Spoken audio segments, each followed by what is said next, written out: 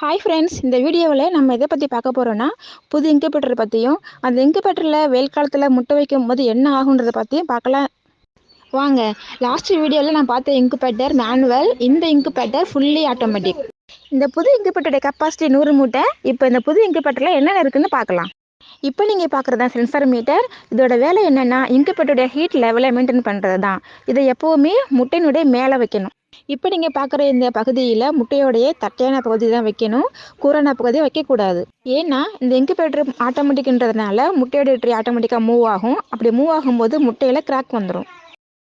இப்போ நீங்கள் பார்க்குற இந்த இன்குபேட்டர் தான் ஏற்கனவே எங்கள் வீட்டில் இருந்த மேனுவல் இன்குபேட்டர். மேனுவல் இன்குபேட்டரில் ஒரு நாளைக்கு குறைஞ்சபட்சம் 2 முறை முட்டையை திருப்பி விடணும். பாருங்க, வெயில் ஹீட்டால் பாதிக்கு மேலே முட்டை அவிஞ்ச மாதிரி போயிடுச்சு. சரி, மீதியாவது பொரிக்கும்னு பார்த்தா அதுவும் இல்லை. அதில் பாதியும் மஞ்சள் கரு உள்ளே போகாமல் வெளியிலேயே இருக்குது. அதில் எத்தனை தேடி வரும்னு தெரியலை. எனக்கு தெரிஞ்ச அளவுக்கு மஞ்சள் கரு வெளியில் இருக்கிற கோழி குஞ்சு 5 நாளைக்கு மேலே தாங்காது. இந்த நிலைமைக்கு வெயில் மட்டும் காரணம் இல்லை. நான் ஹீட் அதிகமாக இருக்குதுன்னு இன்குபேட்டரை காற்றோட்டத்துக்காக திறந்து வச்சேன். அப்படி திறந்து மூடும் பொழுது சென்சார் மீட்டரை வெளியிலேயே வச்சு மூடிட்டேன். சென்சார் மீட்டரை வெளியில் இருந்த ஹீட்டை காட்டினதுனால இன்குபேட்டருக்குள்ளே இருந்த லைட்டு எரிஞ்சிக்கிட்டே இருந்தது.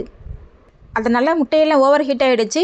நான் எப்போவும் பார்த்துக்கிட்டே தான் இருப்பேன். ஒன்றா கழிச்சு பார்க்கும்போது லைட்டு அணையில்லை. என்ன ஆச்சுன்னு பார்க்கும்போது தான் தெரிஞ்சிச்சு சென்சார் மீட்டர் வெளியில் இருந்தது.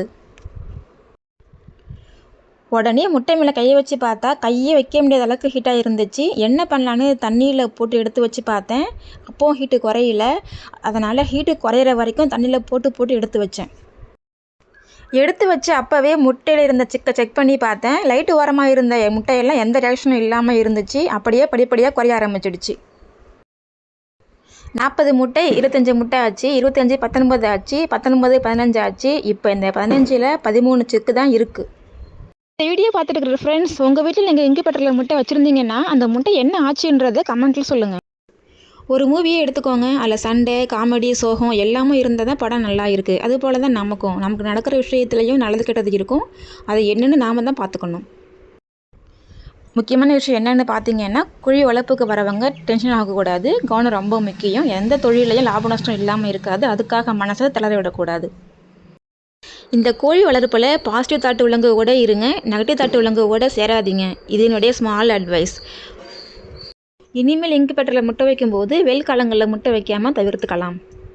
இந்த வீடியோ உங்களுக்கு பிடிச்சிருந்ததுன்னா லைக் பண்ணுங்கள், ஷேர் பண்ணுங்கள், கமெண்ட் பண்ணுங்கள். தேங்க்யூ.